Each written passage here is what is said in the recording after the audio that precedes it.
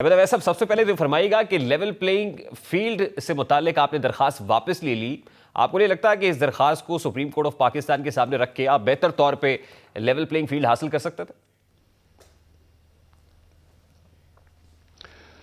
बिस्मिल्लाहिर्रहमानिर्रहीम। देखिए, खोसा साहब ने जो वहाँ पे जिन बुनियाद के ऊपर और जो बातें वहाँ पे हुई हैं, उसके बाद उन्होंने यही मुनासिब समझा कि इसकी दरख्वास्त को वापस ले लिया जाए। उसकी वजह यह है कि देखिए, जज का एटीट्यूड जो है ना, एक मैक्सिम है इक्विटी का, और जो एक प्रजम्पशन कानून में कही जाती है कि जस्टिस इज ब्लाइंड।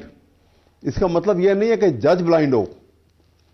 इसका मतलब यह है कि वो उसके सामने बड़ा छोटा जो है उसकी तमीज़ ना करे, वो ताकतवर और कमज़ोर की तमीज़ ना करे। लेकिन यहाँ पे तो एक बिल्कुल एक आपने देखा कि ये बल्ले के निशान को वो जब पिटीशन चल रही थी और कल जब फैसला आया परसों, वो ऐसे है कि जैसे एक ट्रैफिक लॉ की वायलेशन की हो किसी आदमी ने और उसको सजाए मौत का हुक्म सुना दिया जाए।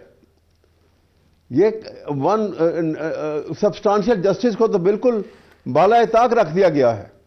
करोड़ों आदमियों के राय को, उनके फंडामेंटल राइट्स को। एवं साहब, आप बड़े सीजन्ड और सीनियर लॉयर हैं। Justice Qazi Faez Isa, chief justice of Pakistan पर जिस तरह एक मुनज़्ज़म प्रोपेगेंडा किया जा रहा है, एक ऑर्गेनाइज्ड कैंपेन चलाई जा रही है सोशल मीडिया के ऊपर और फिर अदम एतमाद का इजहार किया जा रहा है, इज इट जस्टिफाइड?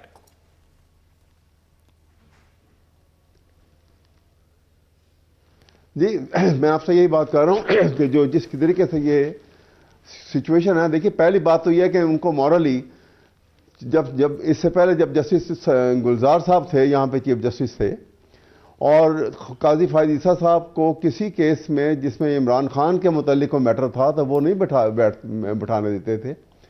उनके सामने वो केस नहीं रखा जाता था, इसलिए कि वो रेफरेंस के हवाले से कि वो एक प्रेजुडिस माइंड से एक आदमी जो है फ्री विल अपनी फ्री जो है वो एक्सरसाइज नहीं, बट मतलब ऐसा फैसला आने से पहले तक तो आपके लॉयर्स जस्टिस काजी फायज ईसा पे भरपूर एतमाद का इजहार कर रहे थे कि अदालत पर एतमाद है।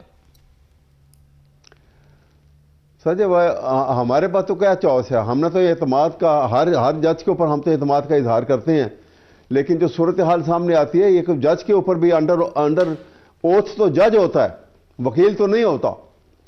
जज को अपने उस ओथ की पासदारी करना ज्यादा जरूरी है उसके लिए। बट आपके लिए बहुत आसान था कि आप इंटर पार्टी इलेक्शंस के डॉक्यूमेंट अदालत को दिखा देते, बार बार डॉक्यूमेंटेशन मांग रहे थे, डॉक्यूमेंट दिखा देते तो बहुत आसान हो जाता आपके लिए।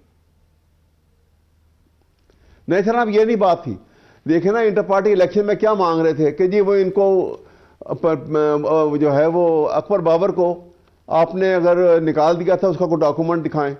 तो भाई अगर ये फर्ज किया, इसको मान लें for the sake of argument कि जी उसको वो स्टिल इज अ मेंबर और उसको right to participate in election उसे वो डिनाई किया गया। इसी तरह कुछ और 13-14 मेंबर आ गए जो उन्होंने कहा जी हमें भी इतला नहीं दी गई। तो क्या 13-14 मेंबर्स के राइट को जो डिनाई किया गया उसको मद्देनजर रखते हुए आप 13-14 करोड़ लोगों के राइट को, एक पूरी कौम के राइट को डिनाई कर देंगे? मतलब ऐसा देखिए, मेजर ये था कि आप कहते हैं कि ये बात अपनी जगह पर है कि चंद हफ्तों पहले पीटीआई से बल्ला लिया गया है, बट ये बात भी दुरुस्त है कि पीटीआई के अपने हाँ डिस्क्रिपेंसीज मौजूद थी, लीगल प्रॉब्लम्स, इश्यूज पीटीआई के अपने पार्ट पर मौजूद थे। फॉर एग्जाम्पल, आपने अगर किसी को पार्टी से बेदखल किया, आप उसको ओन नहीं करते तो आप डिसोन भी तो नहीं कर रहे, आप शो कॉज नोटिस भी इशू नहीं कर रहे, आप उसको डिसोन भी नहीं कर रहे, पार्टी से बेदखल भी नहीं कर रहे, तो वो तो ऑब्वियसली क्लेम करेगा ना। ये मान लिया, मैं आपको एक बात कर रहा हूं ना कि अगर उन्हीं की बात को मान लिया जाए तो उसका तो ये था ना कि मुझे पार्टिसिपेट नहीं करने दिया गया। तो एक शख्स को पार्टिसिपेट नहीं करने दिया गया, उसका क्या आप ये सजा देंगे कि पूरी पार्टी को ही इलेक्शन से आप फारिग कर देंगे? और उसके पीछे जो उसके साथ लाखों करोड़ों वोट अटैच है, क्या उसको भी डिनाई कर देंगे उनके फंडामेंटल राइट्स को, जो आर्टिकल 17 के तहत उनका राइट बनता है सबका?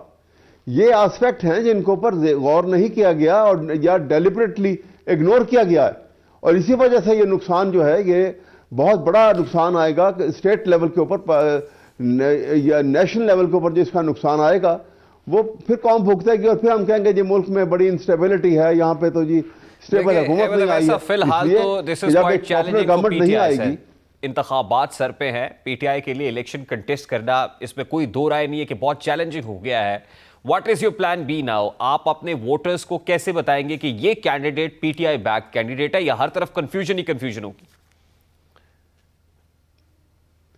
नहीं देखिए ना, हम तो अभी भी हमने तो कहा है आपको, बेसिक पॉलिसी जो आपके सामने आ गई है कि पीटीआई किसी भी शक्ल के अंदर इस तमाम क्राइसिस के बावजूद वो हम बाइकआउट नहीं करेंगे। हम इसमें एक कलेक्टिव स्ट्रेटजी जो है वो एक आध दिन में आपके सामने आ जाएगी, जो एक आफ्टर डेलिब्रेशन के वो क्या उनका स्ट्रेटजी होगी इस सूरत हाल में।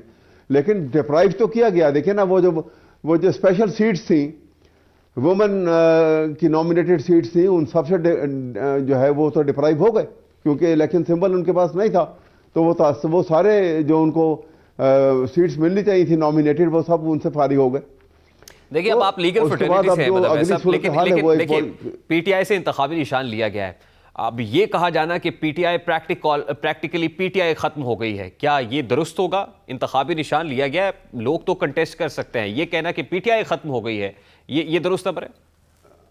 नहीं, ये तो नहीं है। देखिए, पीटीआई तो खत्म नहीं हुई, ना खत्म हो सकती है, क्योंकि वो पार्टी जो है द मोस्ट पॉपुलर पार्टी है, सबसे बड़ी पार्टी है। और ये आपको और हर एक को मालूम है, जितने यहाँ पे सर्वे हुए हैं उसका रिपोर्ट सामने है कि वो आवाम के दिलों में जितनी पीटीआई समाई हुई है, वो वोटर जो जिस तरह अटैच है उसके साथ, पार्टी नहीं ख़त्म हो सकती। लेकिन इतनी बड़ी तादाद में जब वोटर को आप उसको उस हक से महरूम कर देंगे, तो फिर उसके बाद आप ये अगर कहें कि पीसफुल, फेयर और ट्रांसपेरेंट इलेक्शन हो गए और उस इलेक्शन के नतीजे में बड़े स्मूथ सेलिंग होगी, उसके बाद तो नहीं होगी। क्या आप देखिए ना, आप तो एक जायज जो डेमोक्रेटिक प्रोसेस है उसको ऑब्स्ट्रक्ट कर रहे हैं, और दानिस्ता ऑब्स्ट्रक्ट कर रहे हैं। मैं ये कह रहा हूं आपके सामने, और इसका बड़े नुकसान होंगे उसके। ये तो कहते हैं कि justice is blind but not the जज। अदालत को तो देखना है सब्सटेंशियल जस्टिस करते वक्त। आर्टिकल 187 जो है आइन के अंदर मौजूद है कि सुप्रीम कोर्ट के पास जब मैटर जाए तो सुप्रीम कोर्ट कंप्लीट जस्टिस के लिए जा सकती है। वही इन तमाम जो छोटी छोटी जो माइनर टेक्निकलिटीज हैं, इनको इग्नोर भी कर सकती है और इनका हल भी निकाल सकती है। तो हमेशा ऐसा होता भी है। आप what is going to happen? अब आप क्या फोर्सी कर रहे हैं? What is your prediction? हाँ जी, इंतखाबात हो रहे हैं 8 फरवरी को, उसमें पीटीआई के लोग इंडिपेंडेंट हैसियत में लड़ेंगे, रिजर्व सीट्स आपके पास नहीं होंगे, अक़लियतों की नशिस्तें नहीं होंगी, फिर सेनेट के इलेक्शंस भी आएंगे, वहां पर भी इंडिपेंडेंट लोग कंटेस्ट करेंगे, पीटीआई नहीं होगी। तो प्रैक्टिकली आप क्या देख रहे हैं कि ये नताइज कितने देर पाओगे? मेरा ख्याल है कि मैं तो बड़ी डिस्टर्बेंस फोर्सी कर रहा हूं कि बहुत डिस्टर्बेंस होगी, कि एक बहुत क्लास ऑफ पीपल जो है जब उनको डिनाई कर दिया जाएगा, तो आप उनके जब जायज रास्ते बंद कर देंगे, तो फिर वो खुद ब खुद एजिटेटेड माइंड जो है वो एक अपने आप को रीअसर्ट करने की कोशिश करेगा, जो ह्यूमन साइकोलॉजी है, और वो ज्यादा डिस्टर्बेंस होगी। नहीं, बट आज पाकिस्तान में पहले है, मरियम नवाज साहिबा ने जलसा किया उकाड़ा के अंदर, उसमें तो बड़ा ह्यूज क्राउड एक दफा फिर पुल किया है मरियम नवाज साहिबा ने। तो जाहिर है आपके सेंटिमेंट्स अपनी जगह पर, पीटीआई की अपनी फॉलोइंग अपनी जगह पर, लेकिन जो लोग अभी ऑन ग्राउंड हैं, पीपल्स पार्टी भी जलसे कर रही है, पाकिस्तान मुस्लिम लीग नून भी कर रही है, दे आर पुलिंग क्राउड। तो ये भी तो एक हकीकत है अहमद अवैस साहब। नहीं कर रही है, लेकिन हमें तो देखे ना, हमें तो कॉरम मीटिंग भी प्रॉपर करने की इजाजत नहीं दी जा रही। उनके साथ जो हाल होता है, आप कभी उनको गौर तो कीजिए। वहां फौरन पुलिस पहुंच जाती है। इनका तो ये इस वक्त जो मेरा फ्राइडे इलेक्शन कमीशन ने जो ऐलान किया था कि आप ये फौरन इलेक्शन करवाएं, ये चाह रहे थे कि जब इलेक्शन के लिए ये इनकी गैदरिंग होगी तो जो अकबर बाबर साहब जो हैं वो एस्टेब्लिशमेंट के कंधों में बैठ के और पुलिस साथ लेके वहां पहुंच जाएंगे और हंगामा क्रिएट करेंगे वहां पे, और वहां लड़ाई झगड़ा होगा। मेरा बड़ा सादा सा सवाल है अहमद अवैस साहब, क्या ये मकाफाती अमल है? 2018 में जो पाकिस्तान मुस्लिम लीग नून के अगेंस्ट हो रहा था, आज फिर पाकिस्तान तहरीक इंसाफ भुगत रही है। नहीं, पहली बात तो यह कि तहरीक इंसाफ ने ये बातें तो ये कोई आप ये कह लीजिए कि वो बिल्कुल जो है क्लीन तरीके से नहीं चले हों, ये मान ली बात कहीं पर, लेकिन ये कहना कि इस अंदाज में तो कहीं नहीं, पीटीआई ने कोई ऐसा एक्ट नहीं किया। और फर्ज किया कहीं पे पूरी की पूरी रियासती मशीनरी पीटीआई के साथ खड़ी हुई थी, या गलत ये एक अगर गलत स्टेप लिया सवाल ये है डिस्क्वालिफाइड कि थे, अगर किसी ने बिहाइंड द गलत बार्स स्टेप थी, लिया उनकी साहबजादी बिहाइंड द बार्स तो थी, पाकिस्तान इंसाफ मुस्लिम लीग नून को इलेक्शन ये- लड़ने के लिए लेवल प्लेइंग फील्ड नहीं मिल रही थी। आज पीटीआई शिकवा कर रही है, तो उस वक्त जो आपने किया था वो भी तो जस्टिफाइड नहीं था, और आज वही आपको नहीं भुगतना साहब, पड़ रहा है। सवाल ये है, आप इंसाफ के तकाजे, इंसाफ का तकाजा तो ये है कि अगर किसी ने जुल्म भी किया है तो उसके साथ भी आपने जुल्म नहीं करना, अपने इंसाफ करना है। जुडिशियल सिस्टम तो इस काम के लिए बना हुआ है। जज जब ओथ लेता है तो वो कहता है कि I will protect and defend the constitution of Pakistan, और आई विल नॉट लेट आपकी गुफ्तगू से मतलब वैसा इस वक्त ये लग रहा है मुझे कि जैसे पाकिस्तान तहरीक इंसाफ की पूरी कैंपेन एंटी जुडिशरी कैंपेन हो गई है। हाँ जी, सॉरी, लग ये रहा है कि इस वक्त आपकी सारी कैंपेन एंटी जुडिशरी कैंपेन है, यानी आपकी तनकीद का हदफ सबका अदालत की तरफ है या जस्टिस काजी फायज ईसा की तरफ है। नहीं जी, हमारा अदालत की तरफ ही, हमारी तो सब तरफ है। एडमिनिस्ट्रेशन क्या हमारे साथ कर रही है? आप कभी किसी दुनिया के अदालत में कि एक नॉमिनेटेड केयर टेकर सेटअप जो है वो ऐसा काम करता जो यहां पे हो रहा है? उठा के ले जाते हैं, तोड़ फोड़ करते हैं, औरतों की तस्लील करते हैं, घरों में घुस जाते हैं। वैसे हमारे जराए तो बता रहे हैं कि जो 9 मई को पाकिस्तान तहरीक इंसाफ ने किया, ऑब्वियसली पीटीआई उसका खमियाजा तो भुगत रही है, और 9 मई के मुल्जिमान के ट्रायल्स भी मुकम्मल हो गए हैं, अब तो मामला कन्विक्शन तक आ गया है। तो इसका मतलब यह है कि रियासत उन मुल्जिमान को तो कैफरे किरदार तक पहुंचाएगी जिन्होंने 9 मई किया है। तो इसमें फिर पाकिस्तान तहरीक इंसाफ को क्या एतराज है? सर, रियासत ने देखिए ना, रियासत में यहाँ तो आप हर चीज़ को उठा के देख लें, आपका वक्त खत्म हो जाता है। मैं तो इतनी डिटेल बताऊंगा आपको।